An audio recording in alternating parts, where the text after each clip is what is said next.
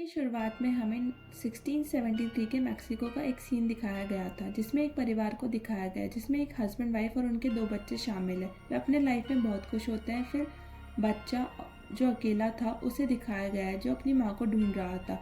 अपनी माँ को ढूंढते हुए वह एक झील के पास आता है जहाँ उसे पता चलता है कि उसकी माँ के भाई को डुबोकर मार रही थी। बच्चा बहुत डर जाता है और वहाँ से भागने की कोशिश करता है, लेकिन उसकी माँ उसका पीछा करने लगती है और उसे पकड़कर वहाँ से ले जाती। इसके बाद 1973 में लॉस एंजल्स का सीन दिखाया गया है।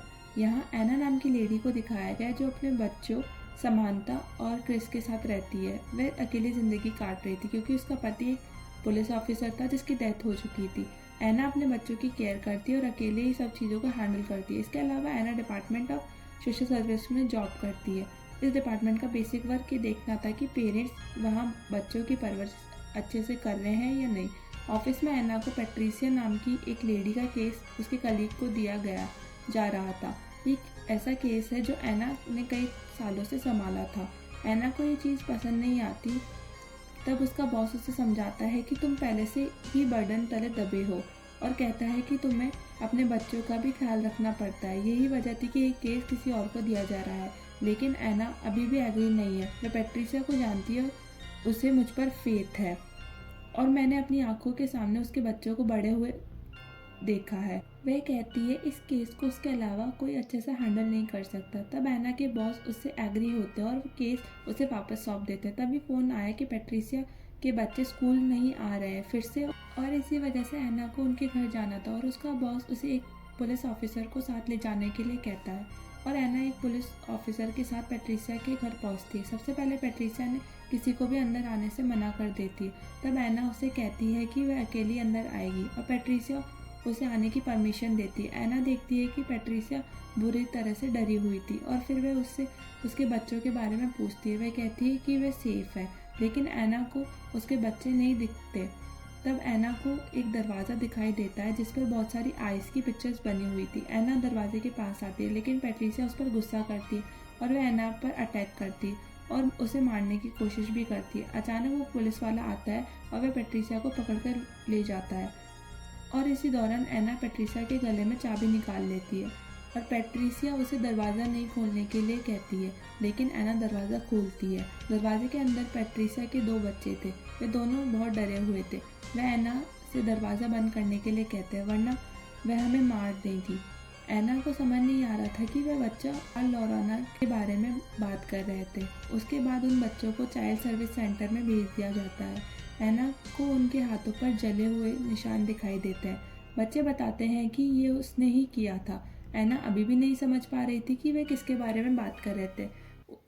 उसके बाद एना अपने घर वापस चली जाती, लेकिन रात के वक्त लॉराना पैट्रिसिया के बच्चों को पानी में डुबाकर मार देती है, लेकिन उन्हें डुबाते समय लॉराना लगातार रो रही थी। यही कारण है कि उसको वीपिंग वुमेन का नाम दिया गया है। फिर एना को एक फ़ोन आता है कि पैट्रिसिया के बच्चे नदी में डूबकर मर गए हैं। एना वहाँ पहुँचती है और अपने बच्चों को कार में रहने के लिए कहती है। वह कार को दूर पार्क करती है ताकि उसके बच्चों को इसके बारे में पता ना चले। एना अभी डेड बॉडीज़ के पास पहुँचती है कि पैट्रिसिया वहाँ आ जाती है। वह एना से कहती है कि तुमने मेरे बच्चों को मार डाला है और वह कहती है कि केवल एक रात बाकी थी जिसके बाद हमें उससे छुटकारा मिल जाता। एना उससे पूछती है कि किससे। पैट्रिसिया जवाब देती है लॉराना से, जिसके बाद पुलिस पैट्रिसिया को ले जाती है। कार में समांथा सो जाती है जबकि क्रिस जाग रहा था। वह कार से चुपके से बाहर निकलता है और डेड बॉडीज तक जाता है जहाँ उसे किसी के रोने की आवाज़ सुनाई देती है। ये कोई और नहीं बल्कि लॉराना होती है जो क्रिस को बुला रही थी और अचानक वहाँ से गायब हो जाती। फिर अचानक वह क्रिस के पास पहुँचती है और उसका हाथ पकड़ लेती, जिससे उसका हाथ जल जाता है और क्रिस के भी हाथ में जलने का वही जख्म हो जाता है जो पैट्रिसिया के बच्चों के हाथ में था। क्रिस बहुत डर जाता है।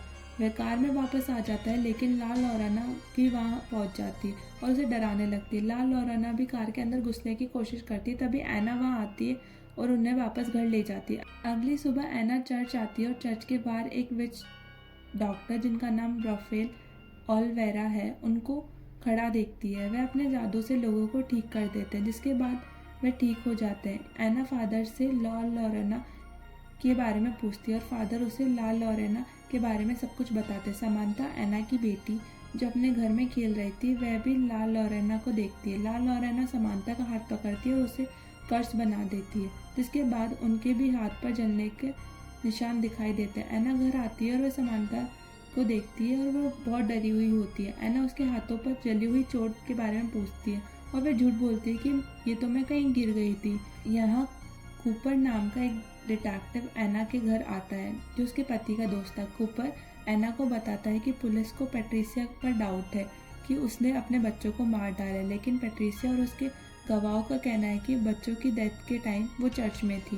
कूपर एना को फाइल देता है ताकि वह पैट्रिसिया के केस के बारे में इंफॉर्मेशन कलेक्ट कर सके। फिर हम राफेल को देखते हैं, जो पैट्रिसिया के घर पर होते हैं और ला लॉरेना के आंसू को कलेक्ट कर रहे होते हैं।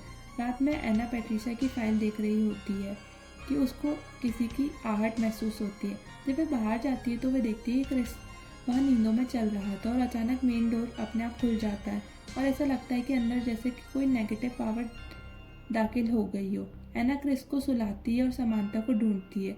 उसी समय कोई पैट्रिसिया के फाइल के पेपर्स को फर्श पर फेंक देता है। तभी एना समझ जाती है कि कमरे में कोई और भी मौजूद है। फिर वह अचानक देखती है कि ला लॉरेना समांथा के कमरे में मौजूद थी। इससे पहले कि वह कुछ कर पाती, दरवाज़ा अपने आप बंद हो जाता है और इसके बाद एना के रूम में भी ला लॉरेना आ जाती है। एना को वहाँ से जाने के लिए कहती। इतनी देर में समांथा और क्रिस कमरे के अंदर आ जाते हैं। एना उन्हें अपने बिस्तर पर सोने के लिए मजबूर करती है, लेकिन वह पूरी रात जागती रहती है क्योंकि उसे नींद नहीं आती।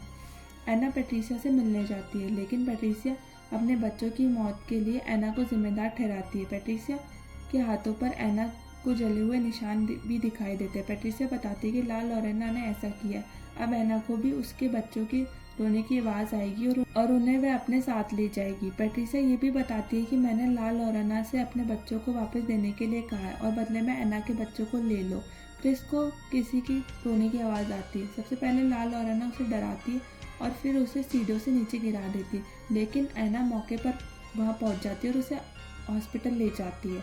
तब डॉक्टर क्रिस के हाथ पर जले हुए निशान देखता है और डिपार्टमेंट ऑफ सोशल सर्विस को फ़ोन करता है। रात में कूपर और उसका कलीग डोना उसके घर जाते हैं और वह चेक करना चाहते थे कि एना अपने बच्चों को अब्यूज़ करती है या नहीं, बच्चों को टॉर्चर करती है या नहीं।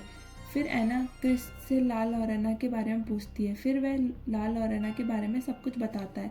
दूसरी ओर ला लॉरेना समांथा को पानी में डुबो रही थी, लेकिन एना वहाँ भी पहुँच जाती है और उसे बचा लेती है। उसके बाद ला लॉरेना भी एना को कर्ज कर देती है और एना अपने बच्चों के साथ वहाँ से भागने में सक्सेसफुल हो जाती है। एना फादर से मिलने के लिए चर्च जाती है और फादर से उसे एनाबेल डॉल के बारे में बताते हैं कि वह जब एनाबेल डॉल को ला रहे थे तो एनाबेल डॉल ने उन्हें घायल कर दिया था और वह ये भी बताते हैं कि ऐसी चीज़ों में शैतानी ताकत होती है और चर्च उनकी मदद करेगा, लेकिन चर्च से हेल्प लेने में कई वीक्स लग सकते हैं। लेकिन एना के पास ज़्यादा टाइम नहीं है और फादर उन्हें रेफेल के पास जाने के लिए कहते हैं। एना अपने बच्चों को रेफेल के पास ले जाती है, जो पहले तो उनकी मदद करने में से मना कर रहे थे, लेकिन किसी तरह से बच्चों के कारण वो उनकी मदद करने को तैयार हो जाते हैं। रेफेल अपने साथ पे कुछ ले जाते हैं जो इस प्रोसेस में मददगार हो सकता है। अपनी मैजिकल वर्ड्स का यूज़ करके और अंडों की मदद से वे ये पता करवाते हैं कि यहाँ कोई मैजिकल पावर्स है भी या नहीं। जब सारे अंडे फूटते हैं तो वे अंदर से काले थे, यानी बहुत बुरी शैतानी शक्ति यहाँ पर मौजूद है। रेफेल अपने मैजिकल वर्ड से सारे घर को बांध देते हैं। जैसे रात होने वाली होती है, रात में ला लॉरेना की पावर्स भी बढ़ जाती है। एना और उसके बच्चों को बचाने के लिए रेफेल अपने सभी चीज़ों और वर्ड्स का संभाल कर यूज़ करता है। रेफेल क्रिस को उस क्रॉस के बारे में बताता है जो फायर ट्री से बनाया गया था, और जब लॉरेना अपने बच्चों को मार रही थी तब केवल फायर ट्री ने ही देखा था। उस टाइम फायर ट्री रो रहे थे। फायर ट्रीज इसका इकलौता सबूत होते हैं, जिसके आगे ला लॉरेना की सारी पावर से फीकी पड़ जाती है। राफेल बताता है कि ये एक शक्तिशाली शैतान है और हम सभी को मिलकर लड़ना होगा। फिर वह ला लॉरेना के आंसुओं को साफ करने के लिए अपने मैजिकल वर्ड्स का यूज़ करता है ताकि वह उसका यूज़ उसके खिलाफ कर सके। जब रात आती है तो उन्हें ला लॉरेना के आने का महसूस होता है। राफेल एना और उसके दोनों बच्चों को कैंडल्स के घेरे में रखता है। तब ला लॉरेना उसकी शैतानी पावर से सभी कैंडल्स को बुझा देती है। ला लोरेना पहले एना पर अटैक करती है और फिर वह क्रिस पर अटैक करती है। ला लोरेना क्रिस को बाहर घसीट कर ले जाती है, लेकिन राफेल उसे पकड़ लेता है और वह उन आंसुओं को ला लोरेना के चेहरे पर फेंक देता है। जैसे ही उसके चेहरे पर आंसू गिरते हैं वह जलने लगती है, लेकिन वह अभी भी जिंदा होती है, वह ख़त्म नहीं हुई थी। राफेल दरवाजे के पास फायर ट्रीज के बीज डालता है। इन बीजों को पार कर कर अंदर नहीं जा सकती थी। वह और भड़क जाती है और पीछे की तरफ से अंदर आने की कोशिश करती है और वह सभी को पीछे के दरवाज़ों को बंद करने के लिए सब कोशिश करते हैं। ला लोरेना ने ये जाल इसलिए लगाया था कि सभी का ध्यान पिछले दरवाजे की तरफ हो सके और वह आसानी से अंदर जा सके। फिर वह समांता को उसकी डॉल के थ्रू बाहर खींचने की कोशिश करती है। समांता डॉल को दरवाजे के बाहर देखती है और वह इसे लाने जाती है। समांता बीजों को ध्यान में रखती है कि कहीं उसे वह पार न हो जाए। तभी एना वहाँ पहुँच जाती है और वह समांता को डॉल लेने से मना करती है और उसके पास आ जाती है, लेकिन समांता अपनी डॉल को छू लेती है। जैसे ही वह उसे खींचने की कोशिश करती है, वे बीच की लाइन को तोड़ देती है। इस दौरान ला लोरेना समांता को बाहर खींच लेती है और दरवाज़ा अपने आप बंद हो जाता है। ला लोरेना समांता को पानी में डुबोकर मारने की कोशिश करती है, लेकिन एना उसे बचाने के लिए वहाँ पहुँच जाती है। वो भी पानी में कूद जाती है। जैसे ही एना समांता को बचाने के लिए कोशिश करती है, ला लोरेना उस पर भी हमला कर देती है और उसे मारने की कोशिश करती है। तभी राफेल वहाँ पहुँचता है और अपने मैजिक से पूल को साफ कर देता है, जिसके बाद ला लोरेना को पूल छोड़ना पड़ा और एना समांता बच गए। हम एना को देखते हैं, उसके पास ला लोरेना का लॉकेट रह जाता है और वह समांता को अंदर ले जाती है।